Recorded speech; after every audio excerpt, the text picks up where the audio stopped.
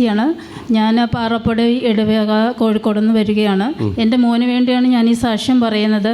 എൻ്റെ മോന് 12 വയസ്സ്, ഇപ്പം 13 വയസ്സുണ്ട്. അവന് 1ാം ക്ലാസ് മുതൽ മൊബൈൽ അഡിക്ഷൻ ആയിരുന്നു.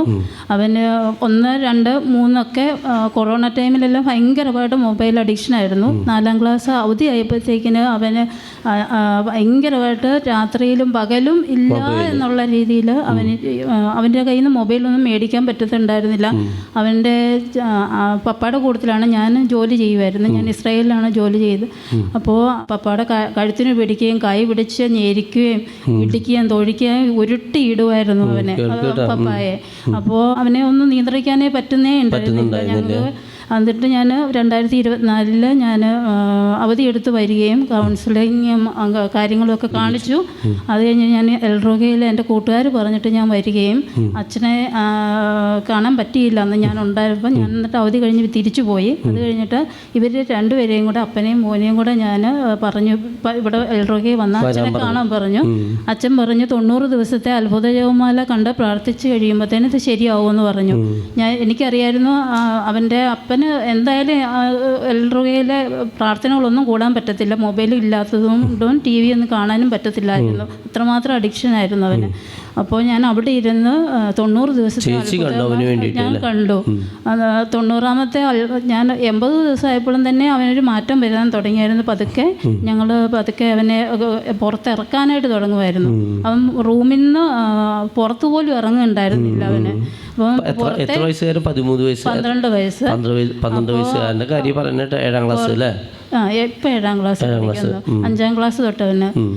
അത് കഴിഞ്ഞിട്ട് അവന് പുറത്തുനിന്നുള്ള ഭക്ഷണമായിരുന്നു, ബിരിയാണി, മന്തി, അങ്ങനെയുള്ള കാര്യങ്ങളായിരുന്നു. അവന് 12ാമത്തെ വയസ്സിൽ അവന് 70 കിലോ ഉണ്ടായിരുന്നു. അവന് ഭയങ്കര ശക്തിയായിരുന്നു. അവനെ കണ്ടു കഴിയുമ്പോൾ എന്തോ നമുക്ക് തന്നെ അറിയാം അവനൊരു പൈശാചിക ശക്തി പോലെയാണ്. ഞാൻ വന്നപ്പം 12 വയസ്സായിട്ടുള്ള കിലോ എത്ര? 70 കിലോ. അവനെ ഒരാൾ കൺട്രോൾ ചെയ്യാൻ ഭയങ്കര ആരോഗ്യമായിരുന്നു അവന്. എന്നെയൊക്കെ ഉന്തിയിടുമായിരുന്നു. ഞാൻ അവിടെ ചെന്ന് കഴിയുമ്പോഴത്തേനും അവൻ്റെ അടുത്തേക്ക് എനിക്കൊന്നും അടുക്കാൻ പറ്റത്തില്ല. ആൾക്ക് മൊബൈലൊന്നും വാങ്ങാൻ ഒരാൾക്ക് ചെയ്യാൻ പറ്റില്ല. 7ാം ക്ലാസ് തന്നെ കൺട്രോൾ ചെയ്യാൻ ആർക്കും പറ്റണില്ല.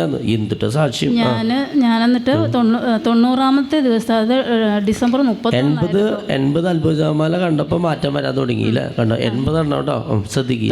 90ാമത്തെ ദിവസം, അത് ഡിസംബർ 31, 2024 അപ്പോൾ അവനെ ഞങ്ങൾക്ക് ഡി അഡിക്ഷൻ സെൻ്ററിലാക്കാൻ പറ്റി. അന്ന് ഞങ്ങൾ അവിടുന്ന് വീട്ടിൽ നിന്ന് അവനെ ഒന്ന് ഇറക്കാൻ പറ്റി. അവനെ പിടിച്ച് ഇറക്കുമായിരുന്നു അവനെ ഞങ്ങൾ.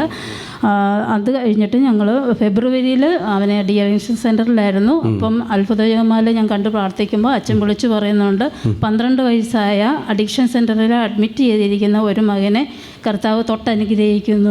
അത് ഞാൻ പൂർണ്ണമായിട്ടും ഞങ്ങൾ വിശ്വസിച്ചു.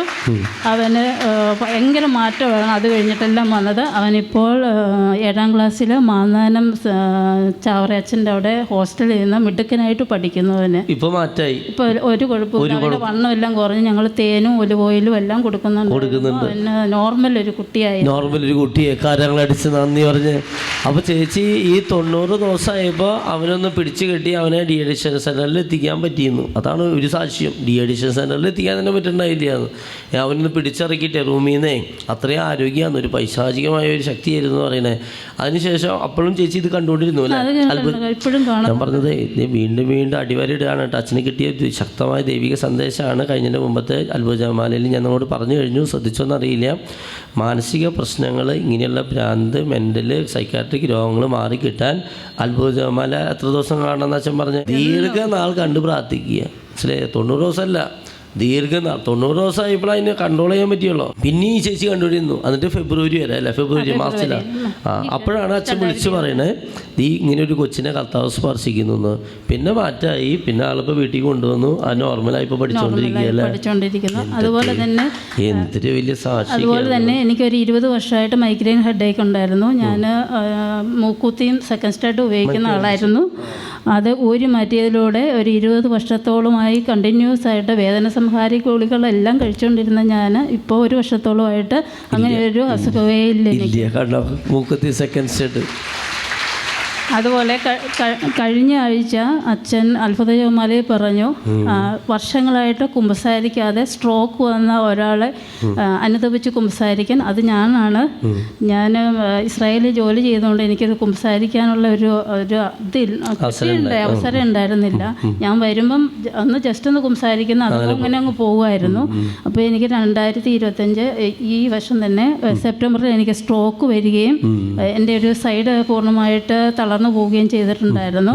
അത് കഴിഞ്ഞിട്ട് ഞാൻ ഈശോയോട് പറഞ്ഞു, ഈശോയെ ഞാൻ എൽറോഗയിൽ വന്നേക്കാം, ഒരു ധ്യാനവും കൗൺസിലിങ്ങും എനിക്ക് കൂടാനുള്ള അവസരം കിട്ടണമെന്ന് ഞാൻ 6 മാസമായിട്ട് പ്രാർത്ഥിച്ചുകൊണ്ടിരിക്കുകയായിരുന്നു.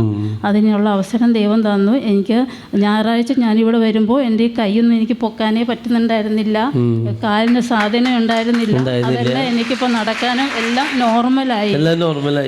എൻ്റെ ദൈവമേ.